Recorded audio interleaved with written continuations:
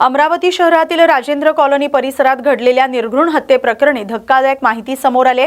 या हल्ल्यात तरुणाची हत्या करण्यात आली असून त्याच्या हाताचा पंजाही छाटण्यात आला होता. पोलिसांच्या प्राथमिक तपासात मृत आणि आरोपी यांच्यात इंस्टाग्राम चॅटिंगवरून गेल्या काही दिवसांपासून वाद सुरू असल्याचं समोर आलंय. हा वाद मिटवण्यासाठी दोन्ही बाजूंची भेट झाली होती. मात्र चर्चेदरम्यान पुन्हा वाद उफाळून आला आणि त्याचं रूपांतर थेट हत्येत झालं. या प्रकरणात 4 आरोपी निष्पन्न झाले आहेत. त्यापैकी 3 अल्पवयीन असल्याची माहिती पोलिसांनी दिली आहे. मृत तरुणाचं नाव शेख अफाक शेख अकील असं आहे. घटनेचं सीसीटीव्ही फुटेजही समोर आले. त्यामध्ये आरोपी कोयत्यानं हल्ला करताना दिसतोय. सीसीटीव्ही आणि डिजिटल पुराव्यांच्या आधारे पोलिसांचा तपास सुरू आहे. आरोपी ताब्यात आल्यानंतर या प्रकरणातील संपूर्ण सत्य समोर येईल अशी माहिती पोलिसांनी दिली आहे. पोलीस स्टेशन फ्रेझरपुराच्या हद्दीमधली ही सकाळी 8:30च्या दरम्यानची घटना आहे. त्यामध्ये एकाचा हात सुरुवातीला कापल्याची माहिती आम्हाला मिळाली होती. मग त्याला हॉस्पिटलमध्ये ॲडमिट केल्यानंतर तिथे त्याची डेथ झाली. या प्रकरणामध्ये आपण 4 आरोपी जे आहेत त्यांचा शोध आपण घेत आहे. 4 आरोपी यामध्ये आपण निष्पन्न केलेले आहेत. त्यामधले काही आरोपी जे आहेत ते मायनर आरोपी आहेत आणि हे प्रकरण जे आहे ते मुलीच्या प्रकरणावरून हे झालेलं एकंदरीत प्रायमरी पेशी आपल्याला माहिती मिळत आहे. किती जण ताब्यात घेतले आता? आरोपीचा आपण शोध घेत आहोत. गुन्हा दाखल करण्याची प्रक्रिया आपली सुरू आहे आणि आपण ट्रेस करतोय आरोपींना. सर, आपण सांगितलं की 4 आरोपी आहेत. याच्यामधले मायनर आरोपी किती आहेत आणि वरचे आरोपी किती आहेत आणि त्यांची नावं काय? प्रायमरी तरी आपल्याला त्यामध्ये 3 आरोपी हे मायनर दिसतात आणि 1 आरोपी जो आहे तो आपल्याला मेजर त्यामध्ये दिसतोय. पण आपण त्याला व्हेरीफाय करण्याची आपल्याला आवश्यकता आहे. व्हेरीफाय केल्यानंतरच आपल्याला क्लिअर होईल की मेजर आहे की मायनर. घटनाक्रम असा आहे की यामधील जो मयत व्यक्ती आहे त्याच्यासोबत त्याचे 2 मित्र आणि हा एक मयत व्यक्ती असे 3 जण चहा प्यायसाठी या ठिकाणी आले म्हणून सांगतात ते.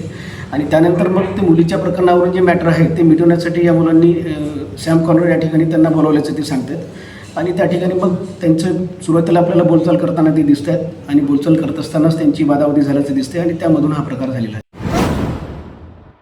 कल्याण तालुक्यातील टिटवाळा येथील निमकर नाका परिसरात मोठी दुर्घटना थोडक्यात टळली.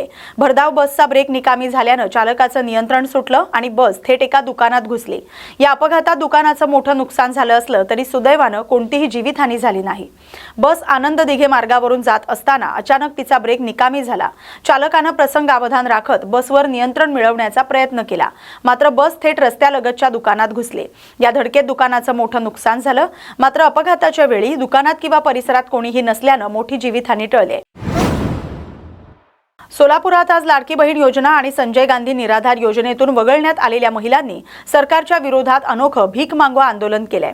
4 हुतात्मा पुतळा परिसरात अभिनव सामाजिक संस्थेच्या वतीनं हे आंदोलन सुरू असतानाच एका सामाजिक कार्यकर्त्यानं आंदोलनावर आक्षेप घेतला. त्यामुळे वातावरण चांगलंच तापलं. राज्य आणि केंद्र सरकारनं महिला सक्षमीकरणासाठी भरीव काम केल्याचा दावा करत सामाजिक कार्यकर्त्यानं वाद घालायला सुरुवात केली. मात्र संतप्त लाडक्या बहिणींनी भीक मागायच्या थाळ्या वाजवून सामाजिक कार्यकर्त्याला चांगलंच सुनावलंय.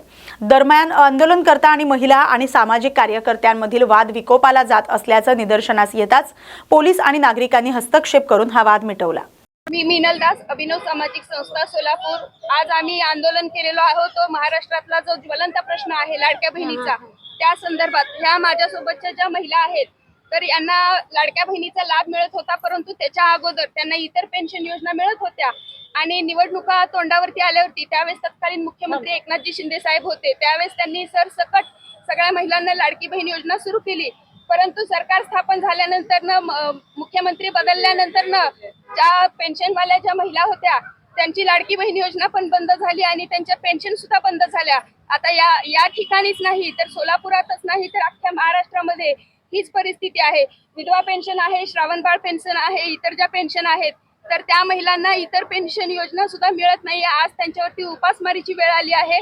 म्हणून आज आम्ही ह्या ठिकाणी ह्या ज्या माझ्यासोबतच्या विधवा पेन्शन योजनेचा लाभ घेणाऱ्या आणि श्रावण बाळ पेन्शनचा लाभ घेणाऱ्या, त्यानंतर ज्यांची पात्र महिला लाडक्या बहिणीच्या आहेत त्या महिला आज ह्या ठिकाणी भीक मागत आहेत, कारण त्यांच्यावरती उपासमारीची वेळ आलेली आहे. ज्या सरकारने लाडक्या बहिणीला ओवाळणीच्या स्वरूपामध्ये लाडक्या बहिणीचे 1500 रुपये द्यायला सुरुवात केली होती, आज त्याच सरकारला या लाडक्या बहिणी आज तोडक्या झालेल्या आहेत. म्हणून ह्या बहिणींना आज रस्त्यावरती भीक मागायची वेळ आली आहे. या महिला जेव्हा तहसील कार्यालयामध्ये जातात त्यांना पैसे मिळत नाहीत इतर पेन्शन योजनांचे, त्यावेळेस त्यांना समाज कल्याण विभागाकडे जा म्हणतात. समाज कल्याण विभागाकडे गेले असता त्या ठिकाणी उत्तर दिलं जाते की एनओसी वर्ण बंद आहेत, एनओसी वर्ण मिळत नाहीत. तर सोलापूर जिल्ह्यामधली जर आकडेवारी पाहिली तर जवळपास 20,000पेक्षा जास्त संख्या आहे. विधवा पेन्शन, इतर पेन्शनच्या योजना त्यांना पैसे मिळत नाहीयेत आणि महाराष्ट्रामध्ये तर लाखोच्या वरती संख्या आहे आणि ई-KYC झालेल्या महिला आहेत, पात्र आहेत जवळपास 1 लाखाच्या वर. आंदोलन काय आज केलं? आम्ही भीक मागो आंदोलन केलेलं आहे या ठिकाणी. या महिला आज भीक मागतायत कारण ह्यांना भीक मागायची वेळ या सरकारने त्यांच्यावरती आणलेली आहे. ओके. धुळे तालुक्यातील तिखी शिवारात शेतात जाणारा पारंपरिक रस्ता बंद झाल्यानं शेतकऱ्यांच्या अडचणी वाढल्यात. वन विभागाच्या जागेवरील कथित अतिक्रमणामुळे हा रस्ता बंद झाल्याचा आरोप शेतकरी किसन भगवान पानगे यांनी केलाय. त्यांनी तातडीनं प्रशासनाकडे हस्तक्षेपाची मागणी केली. किसन पानगे यांच्या शेताकडे जाण्यासाठी अनेक वर्षांपासून वापरात असलेला रस्ता बंद झाल्यानं शेतीची मशागत, शेती साहित्याची वाहतूक आणि दैनंदिन ये-जा करणं कठीण झालंय. माजी जिल्हा परिषद सदस्य अरुण पाटील यांनी वन विभागाच्या हद्दीत कथित अतिक्रमण करून रस्ता अडवल्याचा आरोप शेतकऱ्यानं केलाय.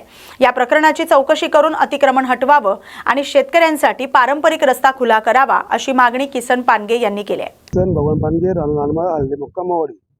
माझं तिकी येथील तिकी शिवारामध्ये माझं शेत होतं. गट नंबर 198, माझ्या पूर्वेला 197 फॉरेस्ट आहे त्यामध्ये. आणि फॉरेस्टमधून मला ते समोरच्या व्यक्तीने जेव्हा घेतलं त्यांनी आमची वहिवाट आमची चालू होती. मी 20 वर्ष वहिवाट वापरतोय. कायद्यावर तो कायद्याने आम्हाला रस्ता होता. समोरच्या व्यक्तीने जमीन घेतली, आमचे रस्ते बंद केले, आपला रस्ता नांगरून टाकला. आणि फॉरेस्टमध्ये कमी 5 ते 6 एकर कमी अतिक्रमण केलेलं आहे. आणि आम्हाला सांगतो अजून परत जा तुम्हाला कायद्याने करा, तुम्हाला काय करायचं ते. हा स्वतः लोकप्रतिनिधी असताना माजी लोकप्रतिनिधी हा जिल्हा परिषद सदस्य हा म्हणजे अतिक्रमण अरुण रावण पाटील गरताड यांनी आता क्षेत्र घेतलंय. आता 2 महिने झाले त्याला क्षेत्र घेऊन. त्यांनी आमचं कायमची वहिवाट बंद केली, फॉरेस्टमधून वहिवाट ती पण बंद केली. आणि काय सांगतो तुम्हाला परत कायद्याने लायसन गव्हर्नमेंटने याला लोकप्रतिनिधी असताना लायसन दिलं गेलं कायदा मला. आणि आम्हाला सांगतो कायद्याने तुम्हाला करायला काय करायचं ते. माझं काही होऊ शकत नाही. आम्ही ना फॉरेस्ट ऑफिसरला निवेदन दिलं आज दुपारी. तर आम्ही फॉरेस्ट ऑफिसरना विनंती करतो हे अतिक्रमण काढून आमची वहिवाट कायम व्यवस्थित करून देणे. आणि नाही केलं तर आमची मागणी आहे, जसं यांनी 5-6 एकर अतिक्रमण केले आम्हाला तशी परवानगी द्या, आम्ही अतिक्रमण करू. त्याची योग्य ती कारवाई करा. तुम्ही पुढचं मी माझ्या हिशोबाने कारवाई करणार. सोलापुरात माजी मंत्री धनंजय मुंडे यांचा वाढदिवस अनोख्या पद्धतीनं साजरा करण्यात आला. त्यांच्या कार्यकर्त्यांनी 51 किलो मोतीचूर लाडूंनी मुंडे यांच्या प्रतिमेची लाडू तुला करत वाढदिवस साजरा केला. सोलापूरचे ग्रामदैवत श्री सिद्धेश्वर महाराज मंदिरात हा कार्यक्रम आयोजित करण्यात आला होता. धनंजय मुंडे यांच्या 51व्या वाढदिवसानिमित्त कार्यकर्ते सनी देवकाते यांनी ही लाडू तुला केली. यानंतर कार्यकर्त्यांनी मंदिरात दंडवत घालत ग्रामदैवताची महाआरती केली. लाडू तुलेनंतर हे लाडू मंदिरातील भाविकांना प्रसाद म्हणून वाटप करण्यात आले. या अनोख्या उपक्रमाची सोलापुरात चर्चा होत असून कार्यकर्त्यांनी उत्साहात वाढदिवस साजरा केला. आपण बघतो आज महाराष्ट्राचे माजी मंत्री धनंजय मुंडे साहेबांच्या वाढदिवसानिमित्त आज मी त्यांचा एक कार्यकर्ता म्हणून 51 किलोचा आज मोठा एक लाडू करण्याचा आम्हाला एक समर्पित केला आम्ही इथं. कारण साहेबांचा वाढदिवस 51 आहे म्हणून 51 किलोचा लाडू करून इथं अन्नछत्रमध्ये सगळ्या भाविकांना 51 किलोचा लाडूचा प्रसाद देण्यासाठी तुला करण्याची आज आम्ही एक संकल्पना केली आहे. काय आणखीन काय दुसरा संकल्प काय आहे तुमचा? आणि लवकर मंत्रिपद मिळावं अशी एक भोळ्या कार्यकर्त्याची इच्छा आहे. ही सिद्धेश्वर चरणी प्रार्थना केलो. पहिल्यांदा महाआरती केली आम्ही. महाआरती करून हे तुलाचं नियोजन केलं.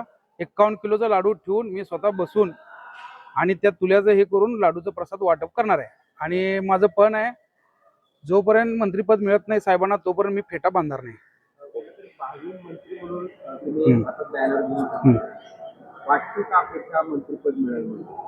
वाटते सगळ्या कार्यकर्त्याची भावना आहे. महाराष्ट्रातल्या जेवढे धनंजय मुंडे साहेबांचे कार्यकर्ते आहेत सगळ्या कार्यकर्त्यांना वाटते की आपला धनुभाऊ एक कॅबिनेट मंत्रिपदात वर्णी लागली पाहिजे. तेच आज मी आपल्या ग्रामदैवत सिद्धेश्वर महाराजाला साकडं घाललो. या बातमीसोबतच ताज्या घडामोडींमध्ये आता इथेच थांबतोय. अशाच महत्त्वाच्या बातम्यांसाठी पाहत राहा न्यूज मराठी 24/7. नवा भारत, नवा विचार.